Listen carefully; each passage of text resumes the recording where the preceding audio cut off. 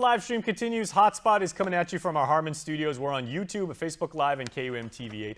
I'm Jason Salas once again, and we are exactly a week away, my friends, from the premiere of Sentimental Journey 5, a Chamorro symphony, which is sure to be filled with incredible music and talent. And joining me now, very, very proud and honored to share the stage with one of the music directors for the production, Joey Fraquez. Buenas, Hey, Mr. Jason. Fraquez. Molly. Buenas. Very good to see you. And have you even rested for the past several months, I would assume, you know, putting this amazing, it's not just a production, it's not just a stage show, it's not just a collection of music. It's a celebration, it's a look back, it's a look forward and everything. But you know, how would you actually tell someone like me, you know, a fan of Chamorro music, like, you know, what you've prepared for us? Well, the whole mission from the day that we started Sentimental Journey back in 2016 was really to honor our survivors through music. And that's been the platform that we've had since then. And moving on, like you said, this is already Sentimental Journey 5 this year, and this production has been challenging for sure, but all the more, even that much more passionate about making sure that we do honor them on June 28th. And I love the title Chamorro Symphony. Okay. It's such a wonderful play on words because, you know, technically that era, and we're talking about specifically the 30s through the 50s? More or less? You know, the music itself this year for the Chamorro Symphony, it was really inspired by the music that was composed and written. Actually, I take that back. It was arranged and performed by the London Symphony Orchestra under the conductorship of Jack DeMello.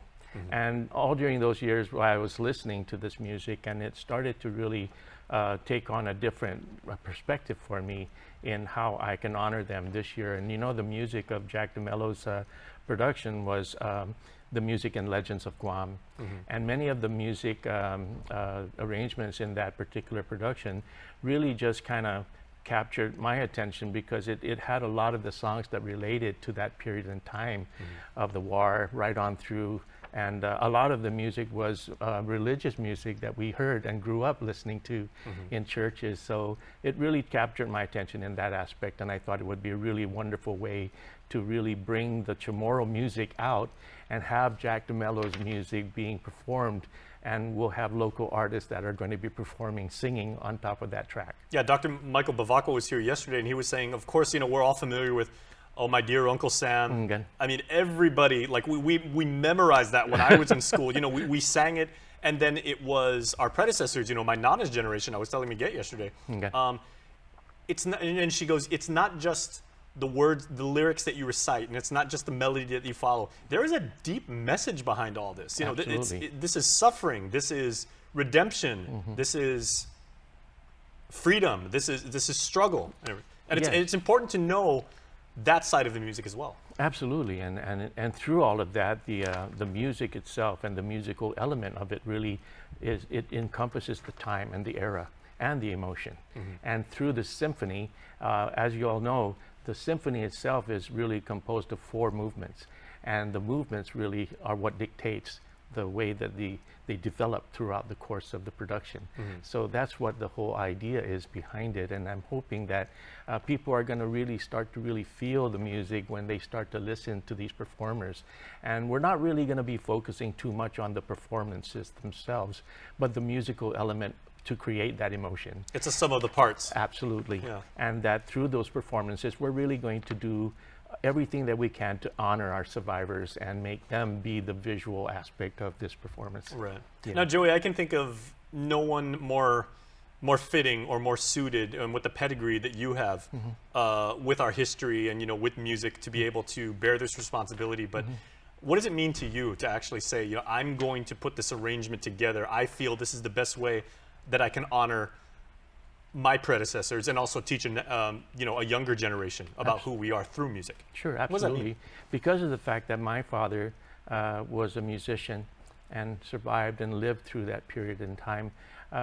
After he passed away in 2006, I really caught a really strong desire to want to try to share that story and make sure that we can do that. And what other way other than through music, which he inspired me to also share in that aspect, allowed me to do that through music. And I think that that was really what captured the bug in me to to carry on that legacy for my dad and my parents, and making music be the catalyst to be able to retell the story and to feel those emotions that everybody was feeling at that Certainly. time. Now, for the young people, let's talk about the current generation now that maybe aren't so familiar with the music of Chamorro's past and everything. What will they take away from this? And I mean, maybe they go back and they say, okay, well, I know Mariana's homegrown, and it's got that real country vibe, or like there was the hip hop side that our people have incorporated, and it's all amazing. There's a big time rock and roll, the big band thing. For people that are the uninitiated, well, what will they feel? For me, I think that the young generation today would hopefully, through this project, be inspired as well, and for them to really take on a more active role into trying to carry on the tradition, because we're getting older as we are. We're the manamku of our generation, and we want our... Come on now, you're 23. And so we want to make sure that we inspire the young generation. We want to definitely bring them into our ability to try to carry on these traditions, right? And hopefully that they will be inspired through this. And I think that the younger generation can do that, because they're really in a very different, they have a totally different perspective of things. And music is one of those things that will capture their attention.